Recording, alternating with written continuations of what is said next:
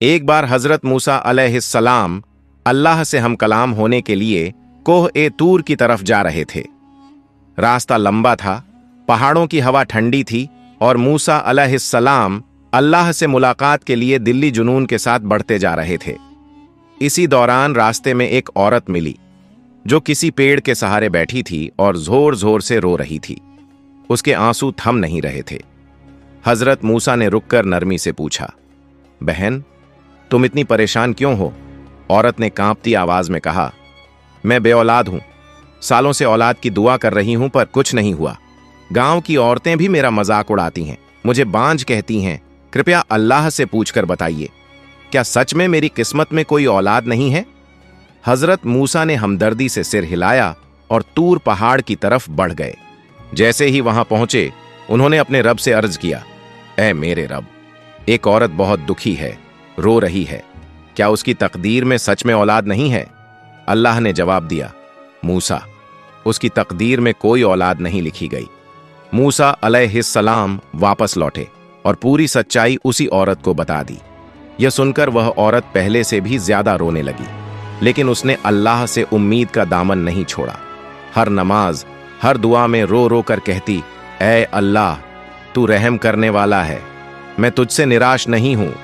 कुछ दिनों बाद एक बहुत कमजोर सा फकीर गांव में आया। उसके कपड़े फटे हुए थे, चेहरे पर भूख की थकान थी। वह आवाज लगाता हुआ आया, मैं भूखा हूं, कोई खाना दे दो। औरत के घर में बहुत ज्यादा खाना नहीं था, लेकिन उसने अपने हाथों से 4 रोटियां बनाईं और फकीर को दे दीं। फकीर ने मुस्कुराकर कहा, अल्लाह तुम्हें उतने ही बेटे देगा जितनी रोटियां तुमने दी हैं। औरत चौंक तो गई, लेकिन दिल में एक हल्की सी उम्मीद जाग उठी। समय गुजरता गया और चमत्कार की तरह उसके 4 बेटे पैदा हुए। कुछ समय बाद हजरत मूसा वापस उसी गांव से गुजरे और उस औरत को 4 बच्चों की मां देखा। औरत खुशी से बोली, मूसा, आपने कहा था कि मेरी किस्मत में औलाद नहीं, लेकिन देखिए, अल्लाह ने मुझे 4 बेटे दे दिए। मूसा अलैहिस्सलाम हैरान रह गए। वह तुरंत अल्लाह की बारगाह में लौटे और पूछा, ऐ मेरे रब, आपने तो कहा था कि उसकी तकदीर में औलाद नहीं है, फिर यह कैसे हुआ? अल्लाह ने फरमाया, मूसा, हां, उसकी तकदीर में औलाद नहीं थी।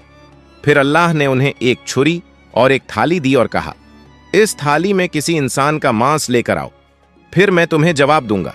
मूसा पूरे गांव में घूमे, हर दरवाजा खटखटाया, लेकिन एक भी इंसान अपना मांस देने के लिए तैयार नहीं हुआ।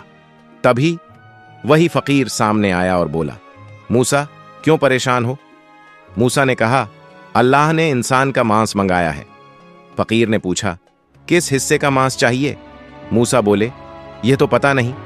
फकीर ने बिना एक पल सोचे छुरी उठाई, अपनी देह से मांस काटा और पूरी थाली भर दी। मूसा यह थाली लेकर जब अल्लाह के सामने लौटे तो नदा आई, ऐ मूसा, यह वही फकीर है जिसने मेरी राह में अपना सब कुछ कुर्बान कर दिया। उसकी दुआ, उसकी सच्चाई और उसका ईमान, मैंने उसी की बदौलत उस औरत की तकदीर बदल दी। जब मेरा कोई बंदा मेरे लिए अपनी जान तक देने को तैयार हो जाए, तो मैं भी उसके लिए अपना लिखा हुआ फैसला बदल देता हूं। कमेंट में जरूर सुभान अल्लाह लिख के जाए।